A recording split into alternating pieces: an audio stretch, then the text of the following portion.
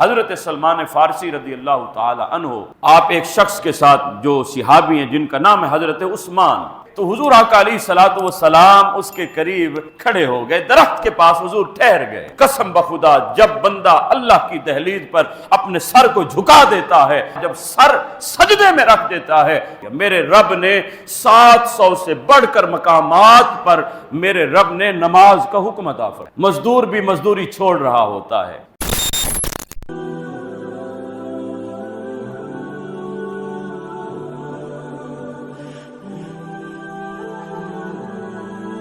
حضرت سلمان فارسی رضی اللہ تعالی عنہ آپ ایک شخص کے ساتھ جو صحابی ہیں جن کا نام ہے حضرت عثمان رضی اللہ تعالی عنہ، یہ دوسرے عثمان حضرت عثمان بن مظعون رضی اللہ تعالی عنہ، تو ان کے ساتھ تھے۔ ایک درخت آیا، خزاں کا موسم تھا، موسم خزاں تھا۔ موسم خزاں میں آپ کو پتے جھڑتے ہیں، درخت ہاتھ لگایا جائے تو پتے خود بخود جھڑنے لگ جاتے ہیں۔ حضرت سلمان فارسی وہاں سے گزرے، اس درخت کے پاس کھڑے ہوئے، آپ نے اسی طرح درخت کو ہلایا تو پتے جھڑے۔ حضرت عثمان سے فرمایا تم پوچھو گے نہیں کہ میں نے یہ کیوں کیا؟ یعنی جو کچھ عمل کیا ہے اے عثمان پوچھو گے نہیں میں کاہے کو یہ کام کر رہا ہوں؟ بیکار تو ایسے نہیں کر رہا نا۔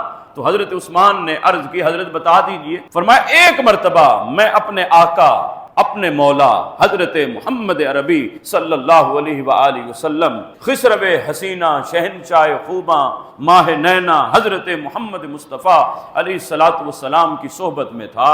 میں حضور آقا علیہ الصلوۃ والسلام کے ساتھ میں سفر پر ہی تھا، تو حضور آقا علیہ الصلوۃ والسلام اسی طرح ایک درخت کے پاس سے گزرے اور موسم خزاں تھا، تو حضور آقا علیہ الصلوۃ والسلام اس کے قریب کھڑے ہو گئے، درخت کے پاس حضور ٹھہر گئے۔ پھر حضرت سلمان فرماتے ہیں حضور نے اسی طرح اپنے دستان مبارکہ کو میرے آقا نے دونوں ہاتھوں کو میرے آقا نے اس درخت پر رکھا اور میرے آقا نے درخت کو جو ہے ہلانا شروع کیا۔ جب ہلایا تو وہ جتنے بھی پتے تھے سارے کے پتے گر گئے۔ تو حضور نے پھر مجھ سے فرمایا اے سلمان پوچھو گے نہیں میں یہ کیا کر رہا ہوں؟ جس طرح حضرت سلمان نے کر کے دکھایا تو حضرت سلمان نے جواب دیا اسی طرح حضور کے ساتھ تھا، اور حضور نے یہی عمل مبارک فرمایا، اور حضور نے فرمایا اے سلمان پوچھو گے نہیں میں نے یہ کیوں کیا؟ تو حضرت سلمان عرض کرتے ہیں یا رسول اللہ بتائیے، فرمائیے یا رسول اللہ یہ کاہے کو آپ نے کیا ہے؟ تو حضور فرماتے ہیں اے سلمان یاد رکھنا یہ جس طرح میں نے درخت کو جنبش دی اور اس کے جتنے بھی پتے تھے وہ جھڑ گئے ہیں،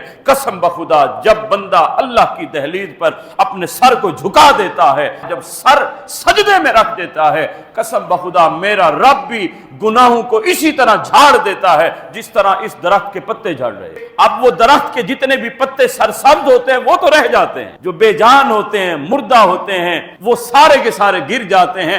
گویا حضور فرماتے ہیں مومن کی مثال بھی اسی طرح، گناہ سارے جھڑ جاتے ہیں، جو سرسبز و شاداب نیکیاں وہ رہ جاتی ہیں۔ اب وہ نیکیوں کا سارا پیکر بن جاتا ہے اور گناہوں سے بالکل منزہ ہو جاتا ہے۔ حضرات ذی وقار ذرا غور تو کیجئے، ہم نے نماز کی اہمیت کو کبھی سمجھا ہی نہیں، کبھی ہم نے غور ہی نہیں کیا۔ میرے رب نے 700 سے بڑھ کر مقامات پر میرے رب نے نماز کا حکم عطا فرمایا۔ ایک آیہ مبارکہ ہے کہ حافظوا علی الصلوات والصلاۃ الوسطی، اللہ نے فرمایا کہ نمازوں کی حفاظت کیا کرو، اپنے نمازوں کی حفاظت کیا کرو۔ والصلاۃ الوسطی بالخصوص درمیانی نماز، وہ درمیانی نماز کیا ہے؟ کون سی ہے؟ عصر ہے، نماز عصر۔ اللہ نے فرمایا ساری نمازوں کی حفاظت کرو، لیکن بالخصوص پھر اللہ نے تاکید فرمائی یاد رکھنا جو درمیانی نماز ہے، فجر ظہر مغرب عشاء درمیان میں عصر ہے، یہ درمیانی نماز کی اللہ نے فرمایا اس کی تاکید ہے، اس کی بار بار حفاظت کیا کرو۔ کیوں؟ یہ آفس کے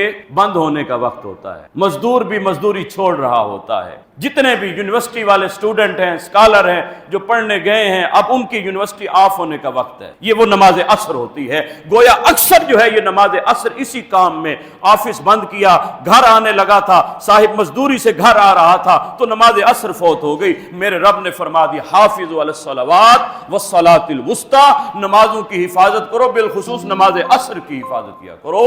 نماز عصر جو ہے یہ نہیں چھوٹنی چاہیے۔ والعصر ان الانسان لفی خسر، قسم مجھے نماز عصر کی، مفسرین فرماتے ہیں امام فخر الدین رازی رحمۃ اللہ علیہ فرماتے ہیں ایک نماز، یہ عصر سے مراد نماز عصر ہے، نماز عصر گویا اللہ فرماتا ہے قسم مجھے نماز عصر کی ان الانسان لفی خسر، یہ انسان خسارے میں گھاٹے میں۔